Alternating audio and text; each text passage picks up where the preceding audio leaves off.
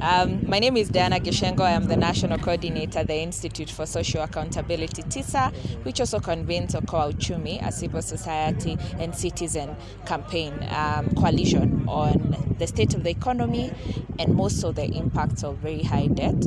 We are here today at Bombas for the People's Economic Path to Economic Recovery Conference. This is coming against a background of very, very high cost of living, increased taxation, and ultimately increased cost of access to essential services like education, health, and so on, at a time when government is increasing taxes, and yet the quality and access of those services is going down. We are here because as citizens we feel neglected. We had hoped that Parliament will be the place that we are listened to, and you saw this particular year Parliament, Kenyans engaged more with the mechanisms for raising revenue in this country through the finance bill that finally became the Finance Act. We also hope that through this meeting, Kenyans will engage more in the budget making and the Appropriations Act, which is expenditure, because the problems we are in are not because we raise revenue, they are because we use money badly. So the expenditure side is where the root cause of the problem is.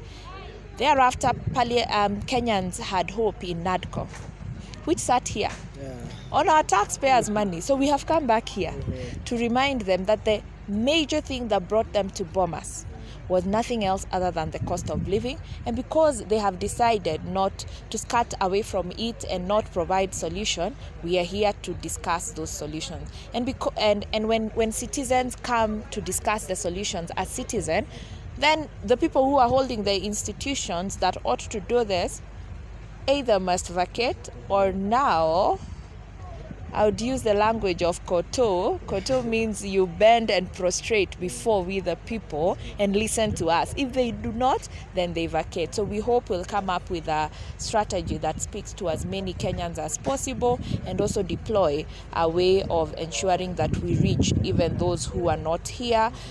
All counties are represented, but some are represented in higher numbers than others. So we'll also be deploying a mechanism of how we get to everybody to put in their economic blueprint, and then with that we now put a mechanism of how it is going to be implemented and followed through.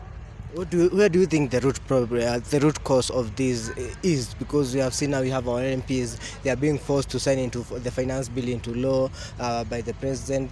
We have had some days by the president saying that we are waiting to see how we are going to do about that. Where do you think the root problem is, and how can we be able to solve this? I think the root cause of the problem is the failure to follow the Constitution. And that's the very first one. And then the history of corruption. The people who are most corrupt are the ones who get into power. They continue now with more power. They do not corrupt absolutely. They corrupt cancerously. You know cancer? Cancer. Yeah. So it becomes very malignant.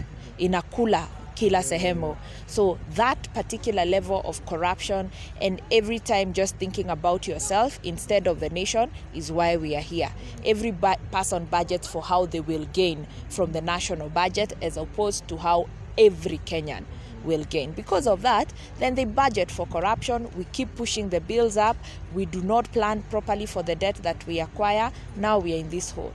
When we're in this hole, there is no mental shift that we now need to move to a social justice approach and nationhood, where all of us are looking out for the other. All we are hearing is, you have a pay slip, you have an income pay for the other one, but we are not getting to the values, the right values that we need for people who are in office. Until that is resolved, we will continue crying wolf. But I hope kimeturamba enough that if an election is called right now, we will not use the same things that we use. Sijui kafinje, the youth are saying about kafinje, tribalism and so on, that we will know this is going to hurt us, and we will use our brain and rational conscience. You have said that the root cause is the failure to follow the Constitution.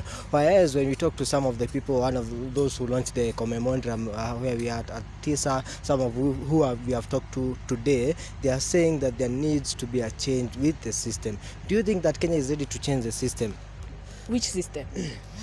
In terms of like how we look at the social accountability phase, how we hold leaders into account. I don't think it requires a constitutional change. If we are to change anything in the constitution, one, it is to change that it should be easier to recall MPs, senators, the president, and anyone who is unable to follow the constitution. It should be easier. Those are the changes that we should bring so that people's power is implemented in a stronger way. Then the other area we need to change around public finance is supplementary budget.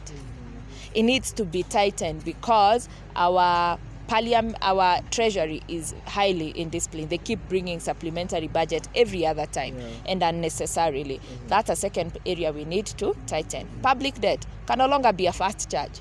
Human rights must become the first charge of our consolidated. So if I was to think about what to change, it is that.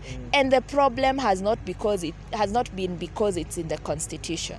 The problem is because the people we elected into power are so self-driven and do not follow our national values and principles. Therefore, they follow capitalism, they follow kleptocracy, and other things that bring this whole. If we had just implemented our constitution with fidelity, we wouldn't be here. But if we change to reduce their power and give us back our power. We've talked about the public debt, and you have seen that the public debt is way ridiculous. We are seeing you're spending 7 out of 10 shillings to paying the debt. Yeah, do you think that Kenya can survive without a debt? Kenya can survive without a debt, without a doubt. Because if you look at what our revenue was in 2013, with our revenue, debt servicing was only taking up 14%. So we had 8 shillings to spend. But because we did not spend it prudently, we then sank into debt. If we start living within our means, if we plan for a nation and not for an individual or a tribe, we will be able to live within our means, just our taxes. That every time we wake up, we tax. And we'll get to the level of nations that are giving loans. We are surviving on bilateral loans. It means a nation, say like China, Germany, are giving us loans from their own tax collection. We have that capacity, the resources we have at this nation, that right now we are not even sure what is happening to our minerals. We have oil somewhere. The people, the skills, our diaspora is already supporting us. We grow that, and even the skills we have will generate enough tax, and we can stay without Now, debt. what is your call for action today now as we wrap up?